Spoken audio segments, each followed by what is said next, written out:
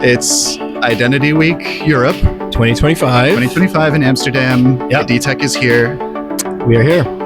There we are. Let's have a look around. Yeah, let's take a walk around and see what's going on. Very exciting to be here this year. It's a beautiful hall. And Amsterdam is obviously a very beautiful city. So I believe this is a networking space. Yeah. And you can see all of the people People over are here. networking. Yeah. There is a talk going on the stage, Seminar B. And let's head over this way. I think this is where like the startup city is that they're doing for the first time this year. We should try to find Terrapin's booth. They said that they had Why would Terrapin have a booth? I don't think it's like a display booth. I think it's like their headquarters. Oh, the Terrapin HQ. Yeah. There they are. This is the big board. This is the big board. This is where you figure out what you're going to do. Rob looks like a proud father. Yeah, here's the layout of the floor plan, I should say. I think Rob is maybe trying to escape. How's your event going so far? It's going very well. Rob, why are you embarrassed? Where are you going? I thought you were going to call me. Yeah, no, it's going great. It's going great. It's the biggest and best edition we've had. How do you feel about Arsenal not winning anything this year and Crystal Palace winning the FA Cup? I thought you were going to bring that up. Yeah. Is that We don't okay? talk about that. We got the Keynote Theater 1 over here. And yeah.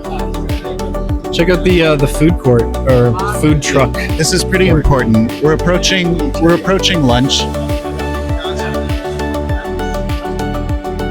More food over here. What are you gonna go for? Hidden coffee truck. Another coffee truck? Something to note for day 2. Wow. I really like the pink. Yeah, the pink is nice. We're joined by Eloise Rollins, who's the operations manager of the That's right, event. Yes. Hi. How's it going? Good. It's good. It's nice and busy. And how's it been like organizing this year's event? Yeah, it's been really good. It's fun. It's a nice size event, and we're growing lots, so it's a bit bigger than last year, which is nice, and then even bigger for next year. So it's a really fun. All the little nice bits that you can put in are really good to do. Yeah, it's our first experience here, and it's been great so far. Yeah, it's a great space. There's a lot of people here. The energy is great, and we always love seeing your team because you guys are so much fun to work with. If I were a vendor and I wanted to ship, like I wanted a little display of like, let's say, half a dozen goats, are you the person I should talk to about? Oh, yeah. Absolutely, that is Yeah. me. We can try and get some goats somehow. Maybe sheep might be easier. I don't know. Yeah, Perfect. just whatever it takes to get people talking about ID tech, monster trucks, and goats. Yeah, What a crypto random- scams. We should have done a meme coin just for the event. Yeah, next time. Next time.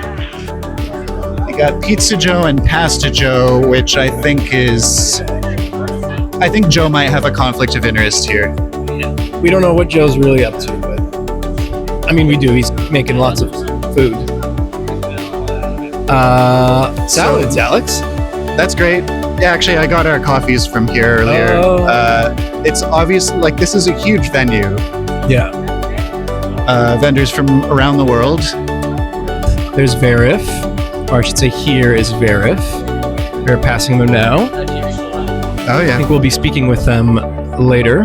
indeed. It's so nice to see FaceTech's Nicole McNamee Wicks. Nicole, hello. Hello, everybody. What are you looking forward to at the show this year?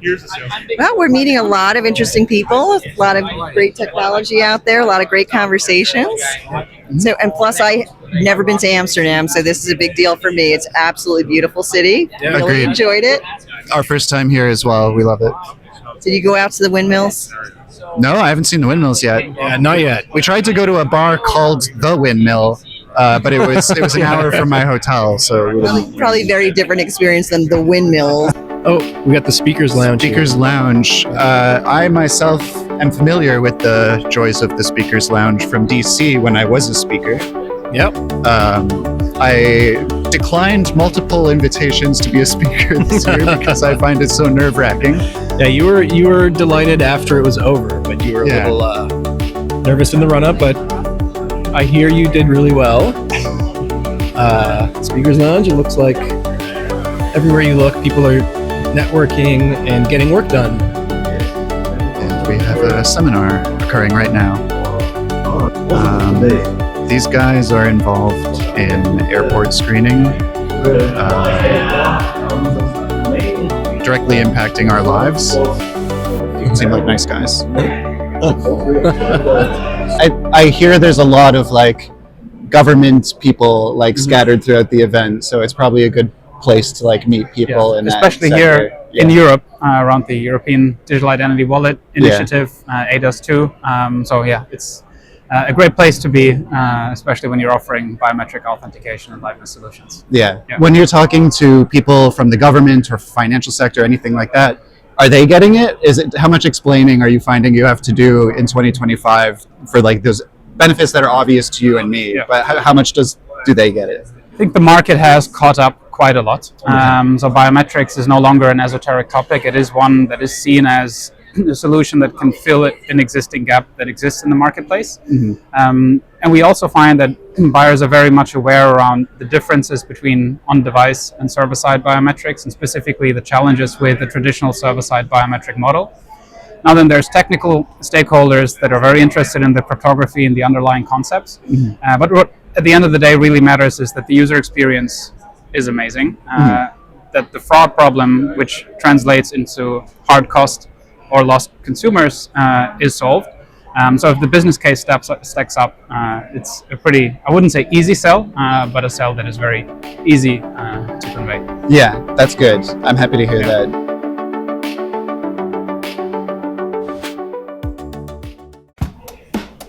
I am recording. All right. It is day 2 at Identity Week Europe. We're going to just take a little walk through and see what's going on. You can see lots of networking is still underway. It's the middle of the day, so still lots of people around. Nobody's eager to take off yet. A lot of business being done midway through day 2, which is great to see.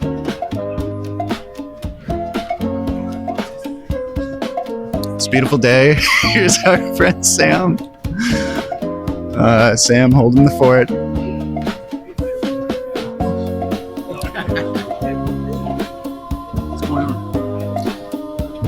What is your opinion of the political situation here in Europe? No comment. No comment. No comment from Lakota. Bold. Well. Antonello Minconi from Neurotechnology. So, what would you say are the key trends you're seeing at the event in terms of what people are talking about, the problems they're trying to solve, things like that? No, I think digital ID is still a big trend, but I think it's going more specific on the issue with ID wallets, with the biometrics, with the certification even of the workflow of the managing of the digital identity. So there are a lot of interesting things, and of course it's even a lot about the liveness, and as well the EABs remain a key element. Maybe more of a sense of urgency at this point in the EU for the border control and the digital wallet deadlines. Oh, yeah, I mean, this of course, but this I think is not really an issue with the technology. It's more like an issue by the law and regulation, because, we have certain regulation here in the EU for which I think from one side they could delay things, but from other side it's good that even all the privacy issues are addressed, and that's why maybe things are not going so fast as in other places. But this is at the end, it's something that it could also could have positive aspects, like the fact that even the privacy issue and all other things are properly managed here. Yeah, for sure. So basically, having the digital ID around the world is a thing right now. And especially EIDAS 2.0 happening in EU. By 2026, all the member states will issue digital IDs and citizens will have access to it. All the companies by end of 2027, they must accept EUDI wallets for their logins. Right. So what we do here is we kind of remove the friction from the company side instead of connecting to all the electronic IDs one by one to the government, all the registration process, administrative thing, technical thing, and culture thing. So we remove this hurdle so that any companies can easily access to digital IDs around the world for their user onboarding or verifications. Right. So you're making it simple, basically, Yes, to basically, like comply with the regulation. Yes. Okay, cool. Well, I mean, we've covered the EU's digital wallet efforts for years Yes. on our platform. If there's one thing they need, it's like simplicity at Yeah. this point. So this is a really cool solution to see, and congratulations on the launch. Thank you. We'll be watching. We wish you success. Very Thank you. sincerely. Yeah. So it's very different here than it is in the US, the US Identity Week. Yeah. I found it very fascinating that there's still a lot of emphasis on physical documents and, scanning and threading and what security features you put on the paper.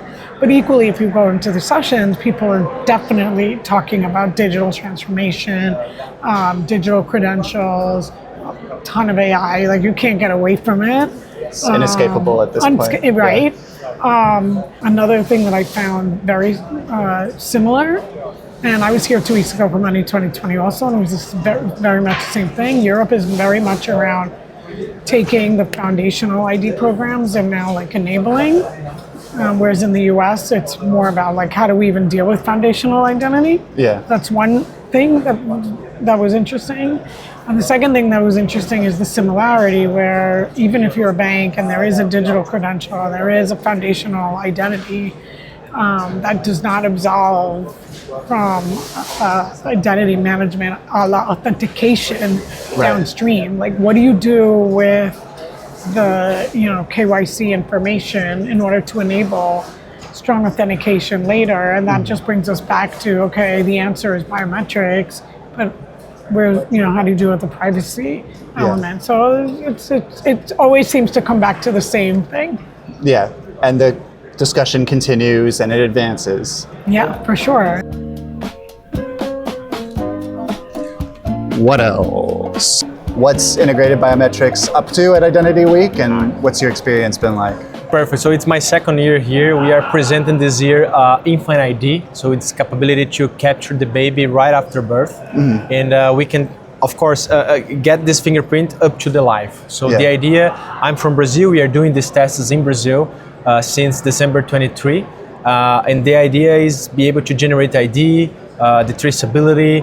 Right now we are doing the link between the kid and the mother. So things like that.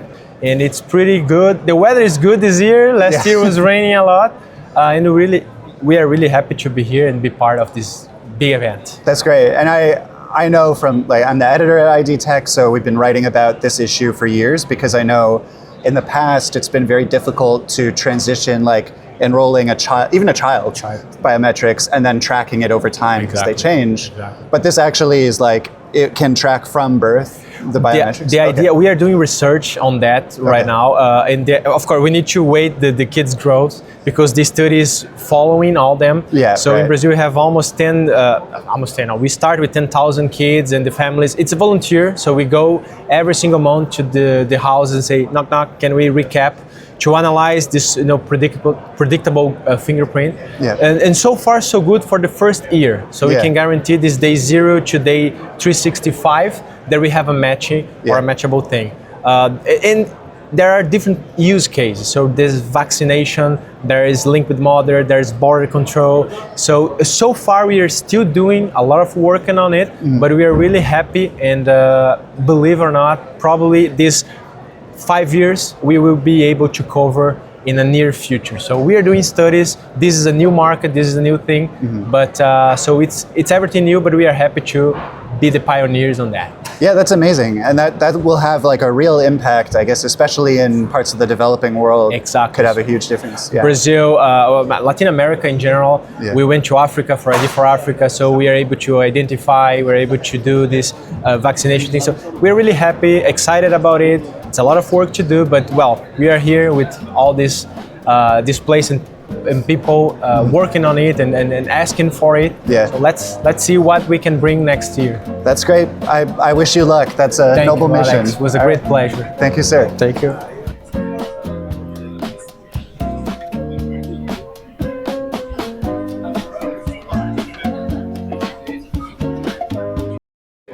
Tony, I see a very silly face on the outside. Is that normal? If you turn it around? I can't do anything about that. Okay. It's funny. It's good. All right.